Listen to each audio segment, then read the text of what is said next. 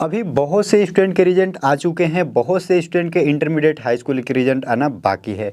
अभी के टाइम पे एडमिशन को लेके बहुत ज़्यादा क्राउड है, बहुत ज़्यादा भीड़ है, लोग परेशान हैं कि कहाँ एडमिशन ले, कैसे एडमिशन ले। तो इसी पे बहुत से स्टूडेंट थोड़ा सा हड़बड़ी में, जल्दीबाजी में ये ध्यान देना भूल जाते हैं कि अगर आप फार्मा के किसी भी कोर्स में एडमिशन ले रहे हैं, चाहे वो डी फार्मा हो, बी फार्मा हो या एम फार्मा हो, फिर और भी कोई कोर्स हो, तो आपको कुछ चीज़ों का ध्यान देना पड़ता है। लेकिन ज़्यादातर स्टूडेंट जो गलती करते हैं वो डायरेक्ट जो इंटरमीडिएट के बाद डी फार्मा या बी फार्मा में एडमिशन लेते हैं, चाहे वो डिप्लोमा हो या ग्रेजुएशन हो, तो वहाँ पे कुछ चीज़ों का ध्यान नहीं रखते और बाद में कहीं ना कहीं फंस जाते हैं। तो आज के इस वीडियो में कंप्लीट बताऊंगा कि आपको क्या ध्यान देना चाहिए, देन किस तरह से अगर आप एडमिशन लेते हैं किसी भी फार्मेसी के कॉलेज में तो आप नहीं फंसिएगा। तो फ्रेंड्स, यहाँ पे बहुत से स्टूडेंट क्या करते हैं कि थोड़ा सा जल्दीबाजी में या फिर सही से नॉलेज न होने के कारण डायरेक्ट किसी के थ्रू एडमिशन ले लें, क्योंकि यहाँ पे बहुत ज़्यादा कमीशन मिलता है। अगर किसी के थ्रू आप एडमिशन लेने कहीं जा रहे हो, किसी कॉलेज में कोई थर्ड पर्सन आपको लेकर के जा रहा है, तो उसको एक अच्छा खासा अमाउंट मिलता है। तो इस बात को ध्यान में रखते हुए वो बहुत ही चालाकी से, बहुत ही सावधानी से आपको उस कॉलेज में एडमिशन दिला देते हैं जहाँ उनका कॉन्टैक्ट होता है, जहाँ उनका परिचय होता है, जहाँ उनका टाइप होता है, जो भी समझ लो। तो यहाँ पे क्या करना है कि आज आप एक स्टूडेंट हो, आपकी लाइफ है, ठीक, आपकी लाइफ है, आप अपने लाइफ का 2 साल, 2.5 साल, 4 साल जो भी आप टाइम दे रहे हो यहाँ पे, चाहे आप डी फार्मा कर रहे हो 2 साल टाइम दे रहे हो, ओबियसली यहाँ पे लगभग 2.5 साल तो लग ही जाते हैं, ठीक। अगर आप बी फार्मा कर रहे हो तो 4 साढ़े 4 साल कंप्लीटली आपको टाइम देना पड़ता है। तो मेनू जो टाइम है और इसके साथ साथ जो आपका पैसे है, तो पूरी आपकी कैरियर बर्बाद हो जाती है अगर आप सही से कॉलेज का यहाँ पे जाँच पड़ताल यूनिवर्सिटी नहीं करते हो। तो कौन कौन से पॉइंट है जो आपको पहले एडमिशन से पहले पूरी तरह से क्लियर एंड स्पष्ट होना चाहिए कि इस कैटेगरी का कॉलेज है, ये सभी चीज़ें अप्रूवल है और ज़मीनी स्तर पे ये चीज़ें हैं, तभी आप वहाँ एडमिशन लीजिए। क्योंकि ये सिर्फ एक डिग्री तो है ही, लेकिन डिग्री के साथ साथ आपकी लाइफ भी वहाँ डिसाइड होती है कि आप क्या कर सकते हो, किस बेहतरीन का, किस लेवल का वहाँ से आपको जो है नॉलेज अब मिल रहा है, राइट। तो चलते हैं, बातें करते हैं कि क्या क्या अप्रूवल होना ज़रूरी है, देन क्या क्या आपको चेक करना चाहिए। तो फ्रेंड्स, यहाँ पे मैं बात करूँ किसी भी फार्मेसी कॉलेज की, तो सबसे पहला जो है, बहुत जगह आप लोग नाम सुन चुके होंगे और शायद आपको पता होगा, अगर आप फार्मेसी के किसी भी कोर्स में एडमिशन लेने वाले हो तो पीसीआई अप्रूवल होना चाहिए। PCI that means pharmacy counselling of India. लेकिन यहाँ पे लोग क्या करते हैं कि चेक नहीं कर पाते हैं। हमने बहुत से वीडियोज में बता रखा है कि कैसे आपको चेक करना है। अगर आपको अभी भी नहीं पता है कि आपको फार्मेसी काउंसिलिंग ऑफ इंडिया के वेबसाइट पर जाके कैसे चेक करना है, तो इधर आई बटन में मैं कुछ वीडियोज दे दूंगा, उस वीडियोज को आप देख लीजिएगा, आपको कंप्लीटली क्लियर हो जाएगा। यहाँ पे एक ही सेशन है सिर्फ अप्रूवल कॉलेज का, वहाँ पे आप जाइएगा तो कॉन्टैक्ट एंड अप्रूवल का, डिग्री का, डिप्लोमा का, इस तरह से अलग अलग सेशन मिलेगा, वहाँ पे आप चेकआउट कर सकते हैं। एक और मिलेगा EC/CC करके, तो वहाँ भी आप चेक कर सकते हैं, वहाँ भी कुछ कुछ कॉलेजेस रहते हैं। और स्पष्ट एंड क्लियर जानने के लिए कॉलेज में आप डायरेक्ट पूछिए। अगर आपको नहीं मिल रहा है तो कि सर ये कॉलेज अप्रूवल है तो कहाँ है, हमें वेबसाइट पे नहीं मिल रहा है, राइट। आपको कॉलेज वाले कंप्लीट बताएंगे कि हाँ यहाँ से ऐसे आप चेक कर सकते हो। अगर नहीं है तो कोई बहानाबाजी वो कर सकते हैं, क्योंकि बहुत से ऐसे स्टूडेंट बाद में हम लोग के पास कंप्लेन करते हैं, क्योंकि मैं फार्मा के फील्ड में पिछले 5 साल से काम कर रहा हूँ, तो कि हमने तो एडमिशन ले लिया, वहाँ पे बोला गया था अप्रूवल है, हमें लेटर भेज दिया गया, ये कर दिया गया, लेकिन आप देखो तो सही कि कहीं फेक तो लेटर नहीं है। अगर अप्रूवल है तो आप खुद से वेबसाइट खोलिए, देखिए कि सर इसमें आप ढूंढ करके हमें दिखा दीजिए कि कहाँ आपका कॉलेज है, कितनी सीट के लिए उसको अलॉटमेंट मिला है। ऐसा होता है ना कि एडमिशन के लिए इतनी सीट है आपके पास।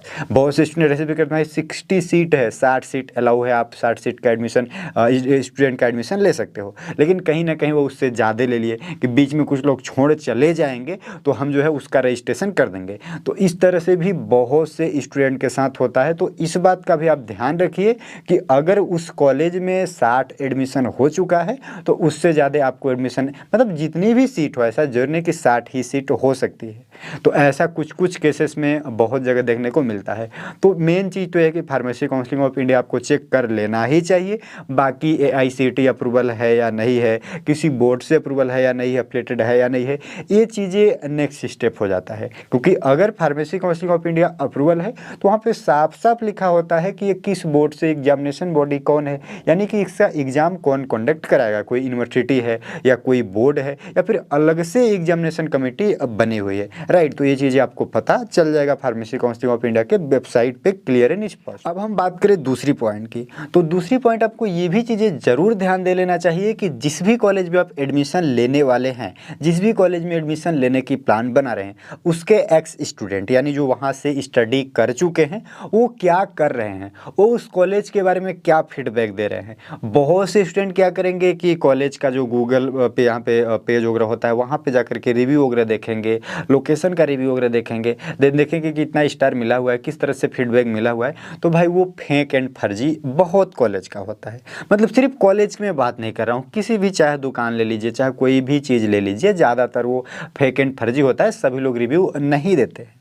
अगर वाकई में आपको जानना है तो आपको करना क्या होगा कि उस कॉलेज के स्टूडेंट से मिलना होगा और उस कॉलेज के स्टूडेंट से मिल करके ये देखना होगा कि आपने पिछले साल कंप्लीट किया था तो अभी आप क्या कर रहे हैं, देन आपका क्या रिकमेंडेशन है। अगर मैं वहाँ एडमिशन ले रहा हूँ तो क्या सही है कि नहीं है। हाँ मुझे पता है थोड़ा सा मुश्किल है, लेकिन ये चीज़ें आप कर लेनी चाहिए क्योंकि आपके लाइफ की बात है यहाँ पे, और सिर्फ आप ऐसे 10 दिन 20 दिन के लिए नहीं जाने वाले हो, आप कई साल के लिए वहाँ जाने वाले हो, 2 साल 2.5 साल या 4 साल के लिए जाने वाले हो। तो अगर आपको 1-2 दिन एक्स्ट्रा टाइम लगता है ये चीज़ें करने में तो कर लीजिए, मिलिए उनसे, उनसे पूछिए कॉलेज वालों से कि कौन कौन से ऐसे स्टूडेंट हैं जो यहाँ पे किस किस लेवल पे हैं, क्या कर रहे हैं, उनका कॉन्टैक्ट डिटेल हो सके तो आप ले लीजिए, या फिर और भी उनके थ्रू जो कुछ फ्रेंड हैं उनका ले लीजिए, स्टूडेंट एक मिला तो। देन सभी तरह से आप क्लियर एंड स्पष्ट होने के बाद आपको ऐसा लगे कि हाँ एक बेहतरीन कॉलेज है, अगेन आप वहाँ पे एडमिशन ले सकते हैं। बाकी फ़ी वगैरह का कंप्लीट जो चीज़ें होती है सभी चीज़ें आप लिखित रूप से ले लीजिए कि किस किस तरह से आपको फ़ी देना है,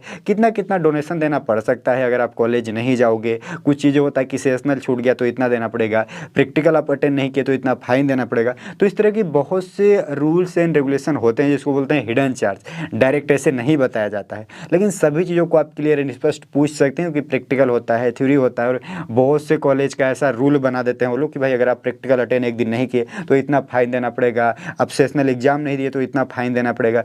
बाकी फाइनल बोर्ड या यूनिवर्सिटी का जो एग्ज़ाम या जो प्रैक्टिकल एग्ज़ाम होता है वो देना कंपलसरी होता है। उसको अगर आप छोड़ देते हो तो ऐसा कोई रूल नहीं है कि भाई आप कुछ पैसे दे दोगे, कुछ फाइन दे दोगे तो फिर से वो आपके लिए अलग से कॉन्डक्ट कराया जाएगा। तो ये चीज़ें हैं। आई होप कि कंप्लीट चीज़ों को आप समझ चुके होंगे, और नहीं समझे हैं, कोई डाउट है तो जो भी हम इधर प्लेलिस्ट में वीडियोज़ का लिंक दिए हैं वो देख लीजिएगा क्योंकि वहाँ से कंप्लीट क्लियर हो जाएगा। सभी चीज़ें हम डिटेल में बताए हैं कि आपको कैसे चेक करना है, क्या क्या चीज़ों का देख रेख और क्या क्या चीज़ों का पता करना चाहिए।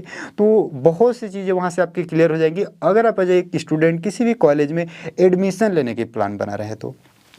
आई होप फ्रेंड्स कि ये वीडियो आपको अच्छी लगी होगी। अगर वीडियो अच्छी लगी है तो वीडियो को लाइक कर दीजिएगा, अपने फ्रेंड्स एंड फैमिली के बीच इस वीडियो को शेयर जरूर कर दीजिएगा ताकि उनको भी हेल्प मिल सके। फिर हम मिलते हैं किसी नेक्स्ट वीडियो में, तब तक के लिए सभी को बाय बाय।